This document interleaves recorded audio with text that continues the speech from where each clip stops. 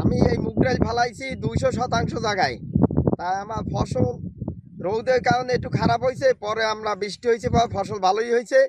আমার নিজের মেশিন দিয়ে চাষ করছি, তাতে আমার খরচ কম হয়েছে, 1010 টাকা খরচ হয়েছে। এখন হয়তো ফসল বাড়িতে নিতে হলে 1040 টাকা হবে। পুরো জায়গায় গাড়ির মুখ দিয়ে ফেলাইছি, তার মধ্যম কিষানের ভালোই হয়েছে। খরচাপাতি প্রায় 5-6 হাজার টাকা গেছে। এই তারপর যা হয়েছে ভালোই হয়েছে, এখন তো খুব ভালো হয়েছে না।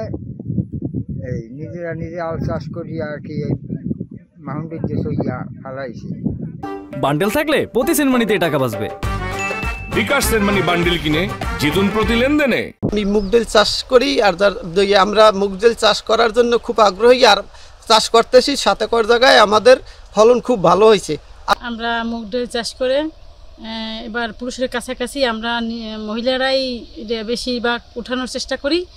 আর সকালবেলা তুলি, আর সকাল আর বিকাল 2 বেলাই তুলি। তুললে এটা ভালো, উৎপাদনটা ভালো হয়েছে, ফলনটা ভালো হয়েছে।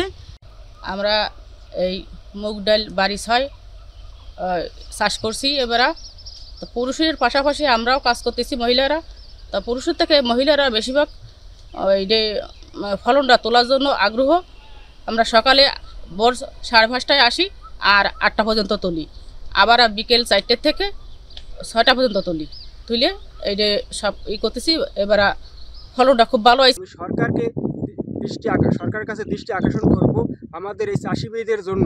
আমার মতো যারা চাষি ভাই আছে তাদের দিকে একটু যেন গুরুত্বপূর্ণ পদক্ষেপ নেয়, যাতে আমরা সামনে কীভাবে এই মুগ ডাল চাষকে আমরা এগিয়ে নিয়ে যেতে পারবো। মুগের ডাল ফেলাইছি, 1000 টাকা খরচ হয়েছে, ফসল খুব ভালো হয়েছে। আমি দুপুরের জায়গায় ডাল দিছি, রোদ উপলক্ষে যা হয়েছে আল্লাহ দিলে ভালোই হয়েছে। ঝালকাঠি জেলায় এবার আমাদের মুগের আবাদের লক্ষ্যমাত্রা ছিল 2600 হেক্টর।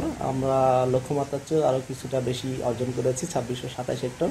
এবং আমরা যে টোটাল মুগ উৎপাদনের যে আমাদের লক্ষ্যমাত্রা সেটি ছিল 3100 মেট্রিক টন। আমরা আশা করছি এটা প্রায় 3200 মেট্রিক টনের বেশি আমরা আবাদ করব।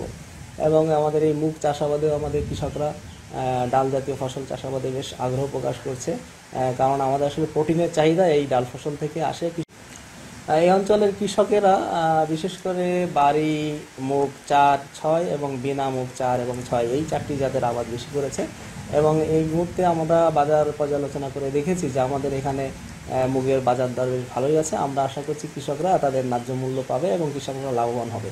এবং এই সংক্রান্ত অন্যান্য যে প্রযুক্তিগত বিষয়ে আমরা বিভিন্ন প্রশিক্ষণ এবং মাঠ দিবসে তাদেরকে জানানোর চেষ্টা করছি, যাতে করে তারা এই মুগের ফসল আবাদেও একটা স্বয়ংসম্পূর্ণতা অর্জন করতে পারে।